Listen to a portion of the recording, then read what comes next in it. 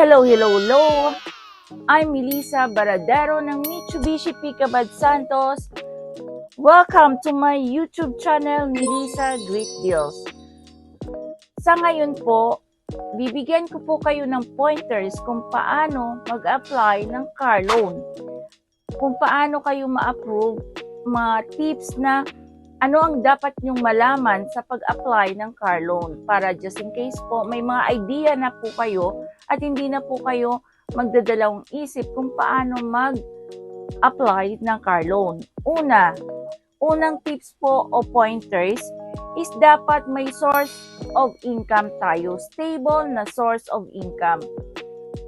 Kung employee tayo, at least po regular employee na tayo or regular na tayo sa company para makakuha na tayo ng certificate of employment with compensation.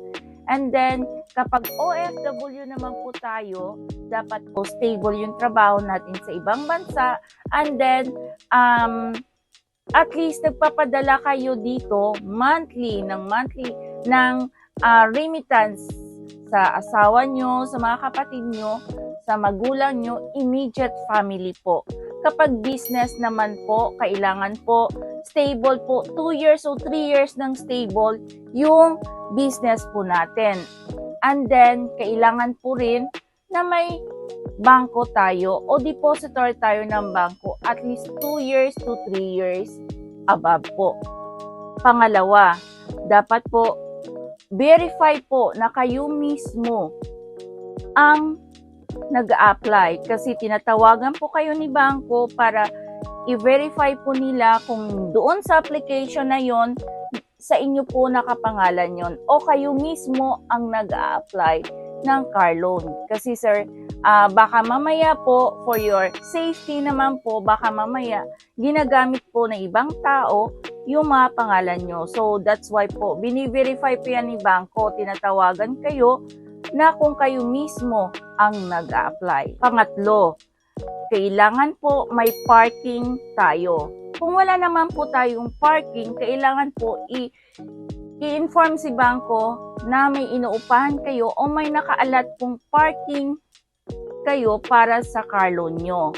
Huwag nyo pong sabihin na wala kayong parking. Kapag wala po kayong parking sa harap ng bahay nyo, sabihin nyo po may inuupahan kayong parking o mayroon po kayong nakaalat na parking para sa car loan natin. Pang-apat, yung bangko po, bini-verify po kung ang address nyo, kung tama ba yung address nyo sa binibigay nyong proof of billing and then sa CI report. Kasi kailangan po yan makonfirm ni bangko kung tama po ang nakalagay doon sa application, sa proof of billing, and then sa CI report na kailangan po i-inform nyo rin po yung mga kapitbahay nyo na once may magtanong kung diyan kayo nakatira, paki-advise po na sabihin oo.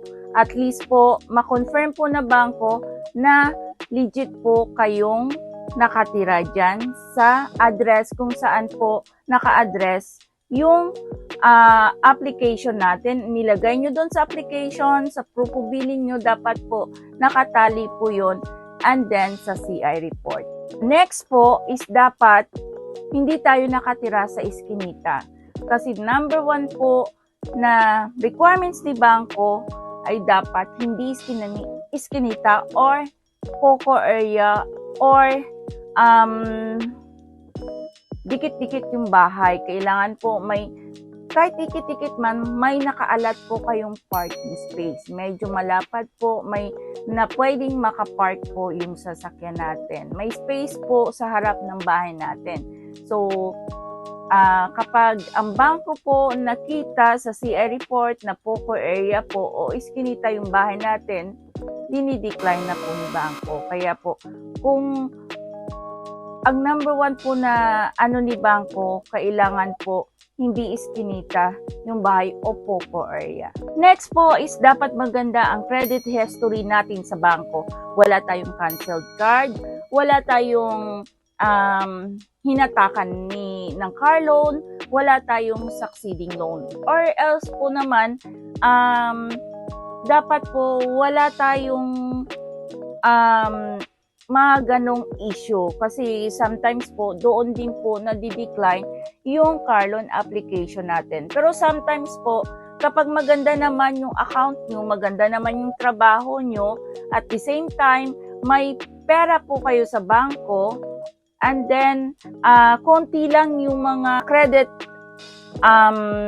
na hindi nyo nabayaran or unsettled nyo, pwede naman po kino-consider ni bangko. At least po yung company natin na sa 1,000, bilong po sa 1,000 companies po, at the same time po, mas nakakaano po siya.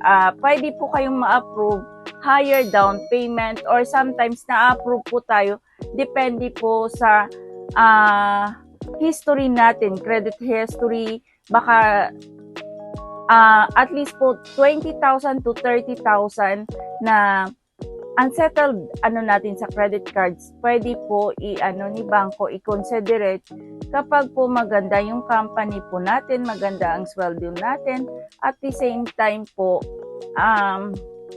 binibigyan po tayo ni bangko na consideration. Kaya po pwede naman po kahit na may credit history tayo, higher down payment, or maganda yung company na tinatrabahuan natin, at the same time malaki po yung sweldo natin. Yun po, kinoconsiderate po yun ni bangko. Kapag may business naman po tayo, kailangan po may bank statement tayo na okay po yung labas-pasok ng pera. Kahit labas-pasok po yan, kailangan po may pumapasok. Kahit na nilalabas nyo rin, basta in and out yung pera. And then, ilang years na kayo depositor ng bangko, pwede din po tayong ma-approve.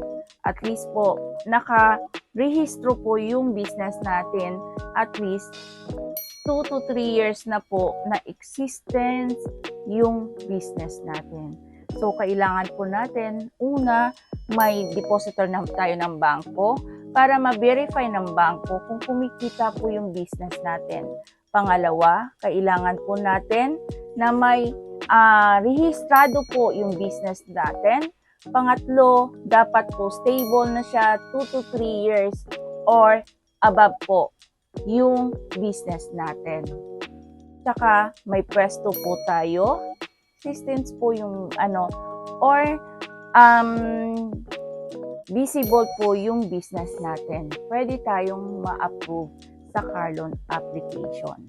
Kung may mga question po kayo or mga inquiries, tawagan nyo lang ako, Melissa Baradero po. Ang Facebook account ko is Melissa Backyard.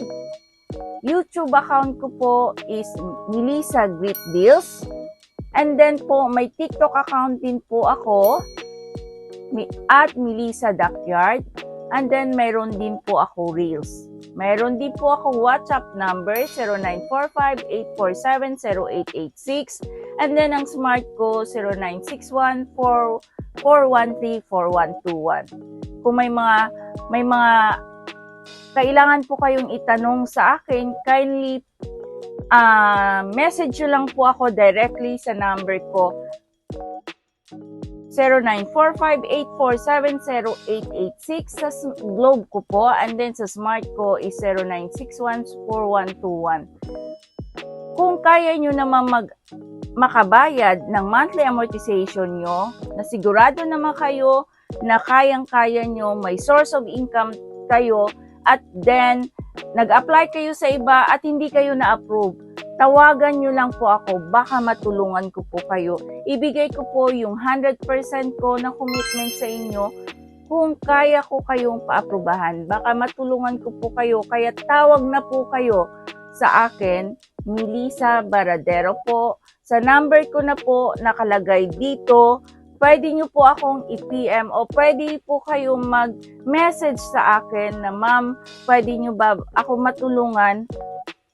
So, baka matulungan ko po kayo sa mga paano kayo ma-approve ng car loan application. Or sa mga unit na gusto nyong, basta po Mitsubishi unit lang po ako. Connected lang po ako sa Mitsubishi Picabad Santos Melissa Baradero po. Don't forget to like and subscribe and hit the notification bell po. And please lang po, panoorin nyo po lahat ng mga videos ko. And please lang po, isubscribe nyo po ako. Melissa Great Deals. Maraming salamat po and have a nice day. Bye!